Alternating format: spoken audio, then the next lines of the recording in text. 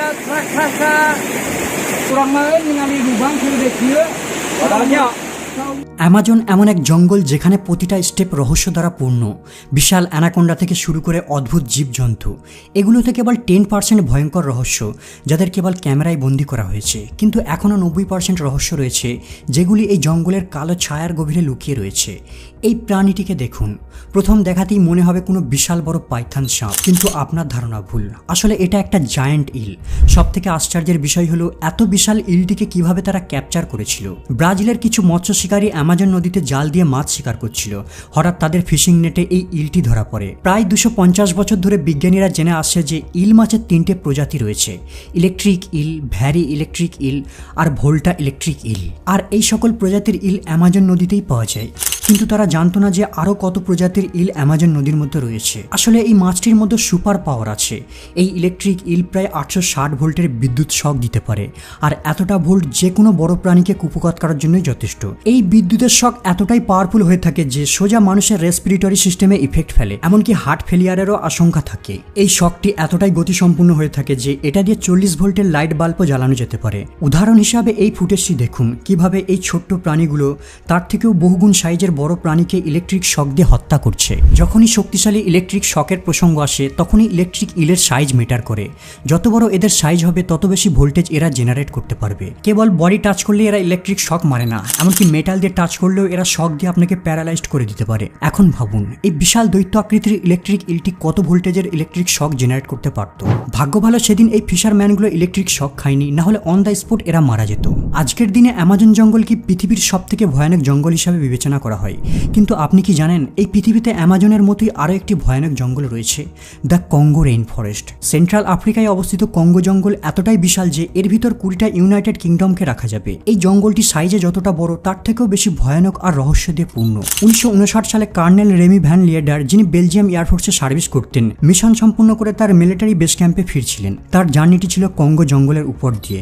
জঙ্গলের মাঝ দিয়ে ওড়ার সময় হঠাৎ কর্নেল একটি সাপের আকৃতির বিশাল প্রাণীকে দেখতে পায়। ভ্যান লিয়েডার একজন অভিজ্ঞ পাইলট ছিলেন, তাই সে উপর থেকে নিচের সাইজকে ভালোভাবে জাজ করতে পারত। অদ্ভুত এই জিনিসটিকে দেখার আগ্রহে যখন তার হেলিকপ্টারটিকে আরও নিচে নামায়, সে দেখতে পায় এটা একটা বিশাল সাইজের সাপ। তার রিপোর্ট অনুযায়ী এই সাপটি প্রায় 50 ফিট দীর্ঘ।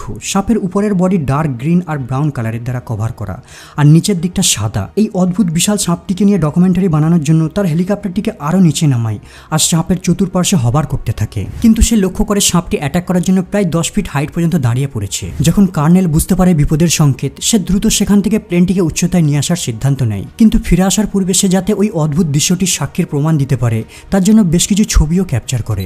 কর্নেলের তোলা এই ছবিটি ছিল খুবই ইমপ্রেসিভ, কিন্তু আশ্চর্যের ব্যাপার হলো কর্নেলের রিপোর্টের সাথে এখানের স্থানীয় ট্রাইবদের রিপোর্টের অনেক মিল পাওয়া যায়। এখানে লোকাল ট্রাইবরাও প্রায় সময় কঙ্গো জঙ্গলের মধ্যে এমনই দানব আকৃতির সাপ দেখার দাবি করে। গবেষকদের মতে এই সাপটি সম্ভবত কোনো বৃহৎ আফ্রিকান রক পাইথন হবে, কিন্তু কিছু এক্সপার্টরা মন্তব্য করেন সম্ভবত এটা কোনো টাইটানোবোয়া সাপ হবে। টাইটানোবোয়া আজ থেকে প্রায় 6 মিলিয়ন বছর পূর্বে এই পৃথিবীতে বাস করত। 2009 সালে কলম্বিয়ার আমাজন জঙ্গলের মধ্যে এর সবথেকে বড় জীবাশ্মের সন্ধান পাওয়া যায়, যার দৈর্ঘ্য ছিল প্রায় 50 ফিট। একটা সময় এই সাপটা কঙ্গো আর আমাজন জঙ্গলের মতো উষ্ণ আর আর্দ্র এলাকায় বাস করা পছন্দ করত, আর তারা বিশাল বড় সাইজের প্রাণীদের ধরে শিকার করে খেত। টাইটানোবোয়া সাইজে বৃহৎ হওয়ার কারণ হলো 6 মিলিয়ন বছর পূর্বে পৃথিবী ছিল আরও বেশি উষ্ণ, আর এই সময় অক্সিজেনের লেভেল ছিল অনেক হাই।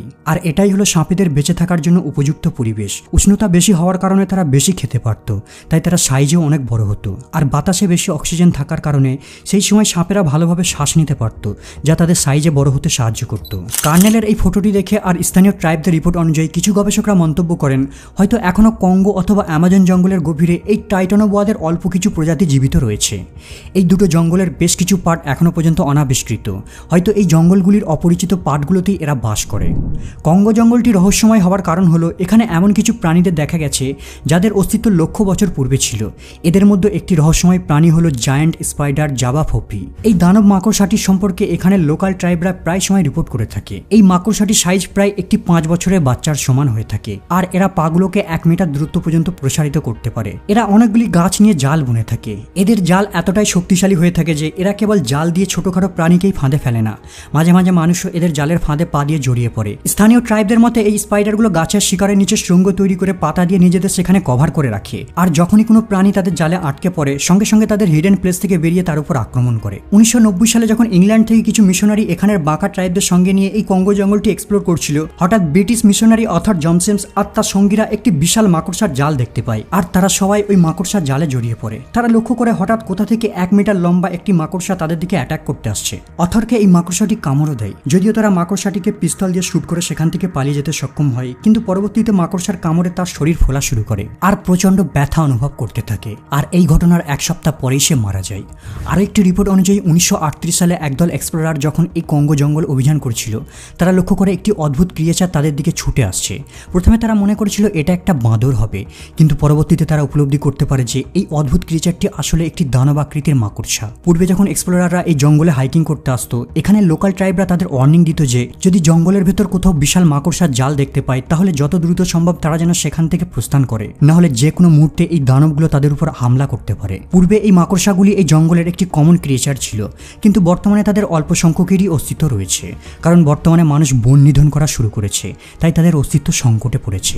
2003 সালে পেরুর একজন গ্র্যাজুয়েট স্টুডেন্ট ট্রয় আলেকজান্ডার যখন অ্যামাজন জঙ্গলে রিসার্চ করছিল, সে জঙ্গলের মধ্যে এই ধরনের অদ্ভুত স্ট্রাকচার দেখতে পায়। এই স্ট্রাকচারটি গাছের একটি পাতায় ছিল, যাকে দেখতে বেশ রহস্যময় লাগছিল।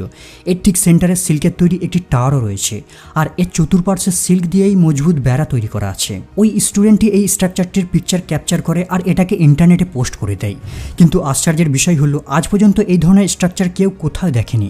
এই অদ্ভুত জিনিসটার রহস্য উন্মোচন করার জন্য বিজ্ঞানীদের একটি টিম পেরুর এই অংশে ভিজিট করে। বিজ্ঞানীরা অনেক রিসার্চ করে এই এরিয়া থেকে প্রায় এই ধরনের 45টা স্ট্রাকচারকে ডিসকভার করে। কিছু স্ট্রাকচার গাছের ডালে ছিল আর কিছু পাতার উপর ছিল।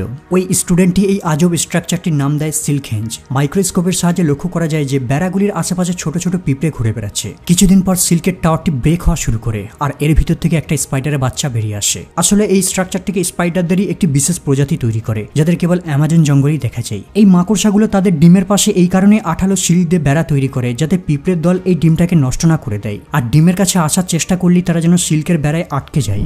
2015 সালে একটি অদ্ভুত প্রাণী ইন্টারনেটে ভাইরাল হয়। এই অদ্ভুত প্রাণীটিকে অ্যামাজন জঙ্গলের কাছাকাছি একটি বিচের উপর পাওয়া যায়, আর এই অদ্ভুত ক্রিয়েচারটির ভিডিওটিকে রেকর্ড করে ইন্টারনেটেও পাবলিশ করে দেওয়া হয়। ভিডিওতে দেখা যায় একটি ইল মাছের মতো প্রাণী বালিতে মোশনলেস ভাবে পড়ে আছে। অনেকে এই অদ্ভুত প্রাণীটিকে দেখে মন্তব্য করেন এই প্রাণীটি আমাদের গ্রহের কোনো প্রাণী নয়, এটা হয়তো কোনো এলিয়ান হবে। আবার অনেকে মন্তব্য করেন হয়তো এটা কোনো নতুন সামুদ্রিক প্রাণী যাদের এর পূর্বে ডিসকভার করা হয়নি। আবার অনেকে মন্তব্য করেন এটা হয়তো ইল মাছেরই কোনো নতুন প্রজাতি হবে যাদের অস্তিত্ব অ্যামাজন জঙ্গলেই রয়েছে। বায়োলজিস্ট, মারিন এক্সপার্ট যাদের অ্যামাজন জঙ্গল সম্পর্কে ভালো নলেজ রয়েছে, তারাও এই অদ্ভুত ক্রিয়েচারটিকে নিয়ে গবেষণা করার আগ্রহ দেখায়। প্রথমের দিকে তারাও মনে করেছিল এটা হয়তো কোনো নতুন সামুদ্রিক প্রজাতির প্রাণী হবে, আর এরা সমুদ্রে অনেক গভীরে বাস করে। হয়তো অজানা কোনো কারণে ঢেউয়ের সাথে এরা ভূপৃষ্ঠে চলে এসেছে। বন্ধুরা, আপনাদের কি মনে হয় এই অদ্ভুত প্রাণীটা কি হতে পারে? কমেন্ট করে জানাবেন। আজ এই পর্যন্ত আপাতত বিদায় নিলাম, দেখা হবে আবার পরের এপিসোডে।